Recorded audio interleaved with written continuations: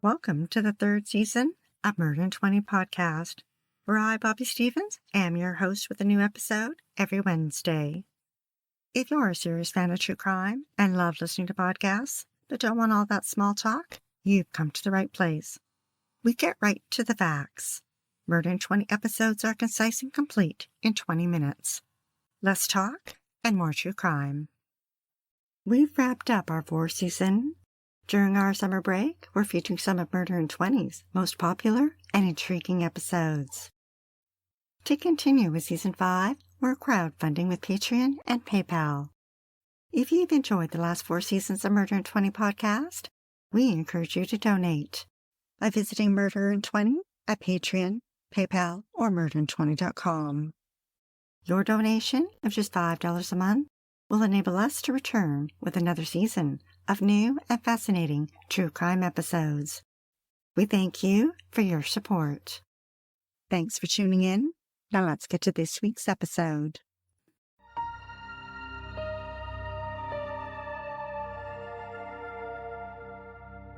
Long before Trump Hotels landed in Florida, Benjamin Novack was building hotels along its sandy beaches. A charming smooth talker who was good with numbers and had a penchant for gold and diamonds. In the 1940s, he moved from Brooklyn to Miami Beach with $1,800 in his pocket. The U.S. Air Force trained its troops in Miami during World War II, and thousands of parents visited the city to see their sons off to war. Benjamin took notice. He had worked at his parents' resort and used that experience to buy a hotel on the beach. Over 5 years, he made enough money to buy 5 more hotels. He partnered with Harry Muffson, who introduced him to an up-and-coming architect from New York named Morris Lapidus. They hired Morris to design the lobby of their next hotel project. Although their collaboration was a smashing success, Benjamin and Harry had a falling out. Rumored to have happened when Harry played a practical joke on Benjamin and removed all the furniture from his office and changed the locks on the door. Benjamin didn't see the humor in it. The partners severed their relationship and vowed revenge on one another. Now, Benjamin was married when he took a trip to New York and ran into Bernice Stemple, a young New York fashion model. Bernice grew up in a foster home. Ambitious, she used her good looks and vibrant red hair to land a modeling career and worked for companies like Coca-Cola in the 1950s. Benjamin fell head over heels for Bernice, but she wouldn't have anything to do with the married man and told him so. Benjamin returned home, but couldn't forget her. The Miami Herald reported that a few years later, when he got divorced, he showed up with his divorce certificate and asked her, "Now, can we date?" The couple married, and on a trip across Europe, they toured England, France, and Switzerland. Just outside of Paris, they drove past the Palace of Fontainebleau, the medieval castle from the 12th century, with its Italian Renaissance style, was over-the-top opulent and an inspiration to Benjamin. Back in Miami Beach, the hotel scene was evolving. Gone were the everyday man's hotel, and in their place, massive hotels were being built along Ocean Drive, nicknamed Millionaire's Row. In 1952, Benjamin bought a mansion on Millionaire's Row, tore it down, and built his dream hotel, naming it the Fontainebleau. The exterior was modern looking. Its crescent shape was designed to be 45 degrees, so that almost all of its rooms had an ocean view. For the interior, he wanted the design to reflect the lavish inspiration he'd found in France. Bernice participated in the design and filled it with antique furniture. Its 17,000 square foot lobby was grand with black and white marble. The hotel had 435 rooms and a staff of 847. The hotel opened to much fanfare in 1954, with Benjamin calling it the eighth wonder of the world. The prestigious hotel soon became the place where movie stars, athletes, and presidents stayed. Performers included Elvis, the Rat Pack, and Liberace. Joe DiMaggio and Frank Sinatra had suites named after them, and it was common to see actresses such as Julie Garland, Marlene Dietrich, and Joan Crawford stroll through the lobby, along with Presidents Harry Truman, John F. Kennedy, and Lyndon Johnson.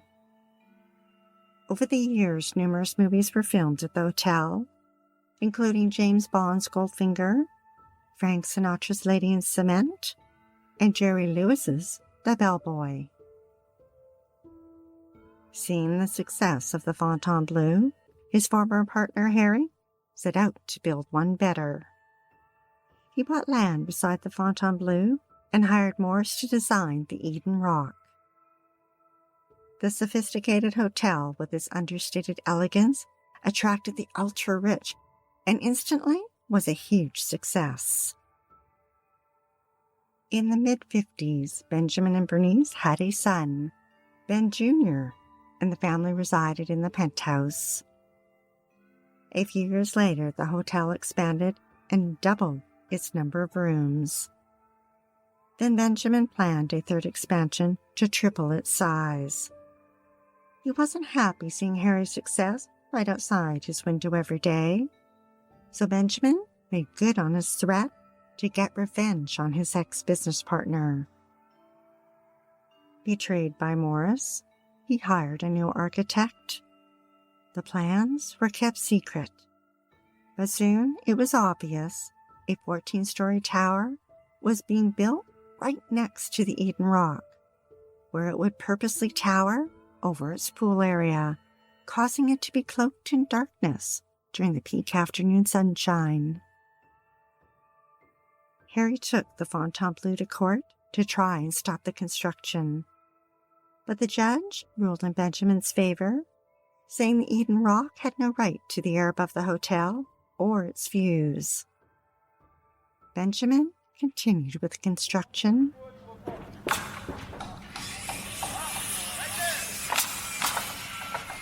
And ensured the wall facing the Eden Rock was solid cement, except for one lone window in the very top corner, where from his family's penthouse apartment he could look down on the shaded abyss of his competitor and smile. For years, the wall was known as the Spite Wall. By 1960, Benjamin was worth $20 million. Any money he amassed, he poured back into the hotel. He never saved a penny for a rainy day, and soon the rain started to pour. Hotels in Las Vegas were being built with megawatts of glitz and glamour, pulling entertainers away from Miami, because Las Vegas offered something Miami couldn't: gambling. Although Benjamin and Bernice divorced in 1968, the couple remained close, particularly when a judge ordered that Bernice and Ben Jr. could continue to live in the penthouse. By 1977, Benjamin's hotel was no longer financially viable. He declared bankruptcy, and a judge stripped him of his beloved hotel. After that, he never did step a foot back inside. 8 years later, he passed away, his fortune down to just $1 million. Over time, Bernice retired to an upscale home in Fort Lauderdale that she filled with expensive art. In a room sat a grand piano, once played by Frank Sinatra. Her neighbors had no idea of her past. Albums on the tables displayed photos of her and Benjamin with presidents and movie stars. She had a vast diamond collection and a large walk-in closet. the CBS News reported was filled with hundreds of dresses and ball gowns, each wrapped in plastic and tagged with the date and event she'd worn it to. Ben Jr. lived a privileged life of private schools and limousines, but growing up in a hotel was a lonely life for a child, surrounded by adults, and in his teens, the ladies of the night that frequented the bars in the hotel. Later, he built a successful career in planning events and conventions. Enjoying his success, he splurged on his obsession with Batman and amassed over $1 million collection, including a first edition of the Batman comic and a full-size replica of the Batmobile. Meanwhile, Narcy, Feliz, and her brother Cristobal moved from Ecuador to the U.S. Cristobal settled down in Brooklyn, while Narcy, who had a young daughter, found work as a stripper at a club in Miami. That's where Ben met the working girl. Narcy hit the jackpot when she married Ben in 1991. Ben's mother, Bernice, didn't like Narcy. Over the years, their marriage was tense and turbulent. At one point, Ben filed for divorce, but the couple later reconciled. Narcy signed a prenup, but never thought she'd need it. But then, her husband developed a wandering eye. People magazine described how after 17 years of marriage, Benjamin answered an online ad placed by a porn actress and began an affair with a $300 an hour call girl. Narcy found out about it. She wasn't about to lose Ben without a fight. She confronted the woman and offered her $10,000 to end it, and told her if she couldn't have him, no other woman was going to. Narcy wasn't about to give up the plush life she'd been accustomed to. She knew Ben had generously provided for her in his will, and that his estate was worth around $10 million. But there was a glitch. His mother would also have control of the estate. So Narcy came up with a plan to kill two birds with one stone, so to speak. First, she would eliminate Bernice, whose estate would be left to Ben. Then she'd eliminate Ben, and Narcy would inherit it all. She enlisted her brother's help. Cristobal, in turn, hired two hitmen, men who were experienced, working at a car wash in Miami. He hired Alejandro Garcia and Joel Gonzalez. Court records revealed that Narcy provided her brother with precise instructions. Bernice was to be beaten and her teeth knocked out. On April 5, 2009, Cristobal drove Alejandro to Bernice's home. As dusk settled in, he waited in the shadows. Hiding behind a garbage can near her driveway, he watched as Bernice came outside to move her car into the garage. He was ready. Alejandra pounced. She turned, saw him, and let out a scream. Without hesitation, he leaned in and, using a hefty plumber's wrench, hit Bernice over the head. He repeated the blows. Her jaw was broken as blood splattered up the walls and drenched her body. Bernice lay dead at 86. The medical examiner ruled that her massive skull and facial injuries were due to an accidental fall, so police didn't photograph the scene or gather evidence. But Bernice's sister Maxine didn't believe it and pushed for an investigation. Narcy was ecstatic. They'd gotten away with the first step. Now it was time to eliminate Ben. 3 months later, in July, Ben was planning to be in New York, where he'd organized a large convention that would be attended by over 1,000 Amway employees. Narcy again enlisted her brother Cristobal, who drove Alejandro and Joel to New York. They purchased tools and dumbbells, then checked into a hotel. Narcy arranged for them to be at a restaurant where she and Ben were dining so that they could identify him. Spotting them, she pointed at her husband by reaching over and stroking Ben's hair.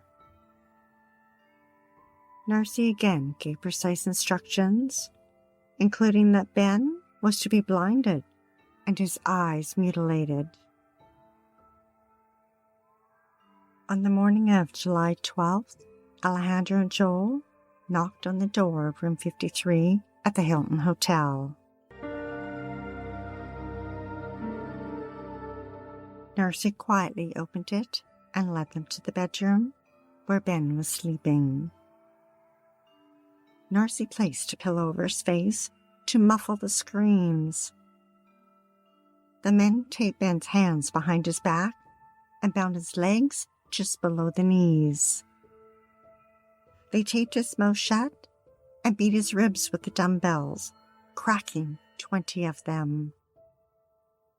Then they turned the attack towards his face and used a utility knife to gouge his eyes. His mouth had been taped so tight that he choked. Ben died at 53. Police interviewed Narcy. CBC News reported that she said, "I walked in and tripped over something. I realized he was on the floor, and that Ben had a dark side, that he carried a lot of cash, and someone must have killed him while she was downstairs having breakfast, and stated that she had nothing to do with her husband's death." But police didn't believe her, and even suggested she'd hired hitmen to kill Ben so she could inherit his fortune, and that she'd even opened the door for them. Narcy appeared shocked and told them, "I don't need you or anybody else to yell at me or put pressure on me. I cannot take it. Just give me an electrical chair and put me out of my misery." A search warrant was issued for the Novack home. Police seized computers, paperwork, videotapes, and rolls of duct tape. Narcy was given a polygraph test. The results indicated deception when asked about her knowledge of Ben's murder. Hotel officials determined that a hotel key was not used to enter the hotel room that morning, and investigators wondered why, after 2 months, Narcy had failed to claim Ben's body. It was still stored at the county morgue. Well, that was because Narcy had better things to do. She was busy raiding Ben's safety deposit boxes, stealing cash, and selling off his Batman collection. Police visited Cristobal at his apartment and questioned him. While there, officers noticed a Western Union receipt for $500 made out to Alejandro Garcia. Cristobal said nothing, but 2 weeks later, he told investigators that he discovered Alejandro was responsible for the murder. Now, Cristobal thought Alejandro had fled home to Nicaragua, but in fact, he'd never left the U.S. A few months later, Alejandro was arrested in Florida on an unrelated theft charge. In the spring of 2010, Alejandro pled guilty and was transferred to New York. There, he confessed to his role in the murders and implicated Joel.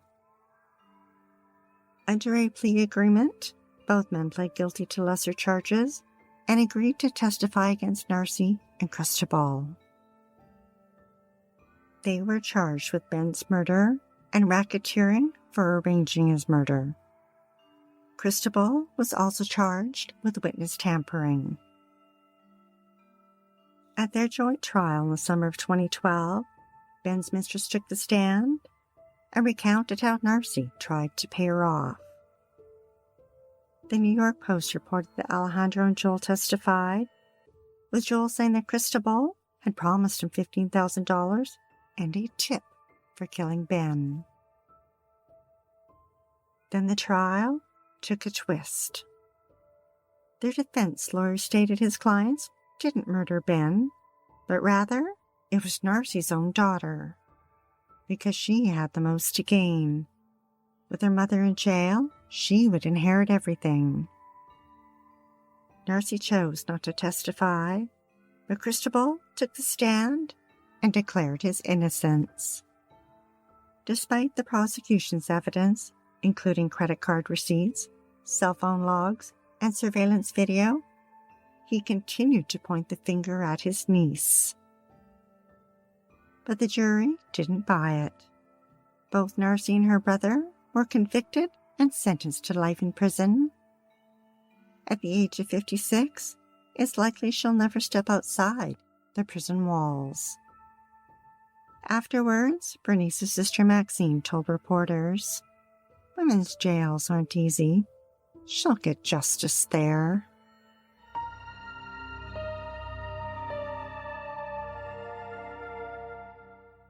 Thanks for listening to Murder in 20 with less talk and more true crime. If you're dying to hear more, past episodes of Murder in 20 are available for free at murderin20.com and on all major podcast platforms. We love what we do and are dying to continue. If you enjoy listening to Murder in 20 every week, we'd be eternally grateful for your support by visiting Murder in 20 at Patreon, PayPal, or murderin20.com. We'd like to acknowledge Purple Planet for use of their music, sound effects from Vaseline Studios and Quick Sounds, and our many editorial sources who are listed on our website. Be sure to like, share, and follow us to learn about upcoming episodes every Wednesday. Stay safe, sleep with the lights on, and don't play with strangers.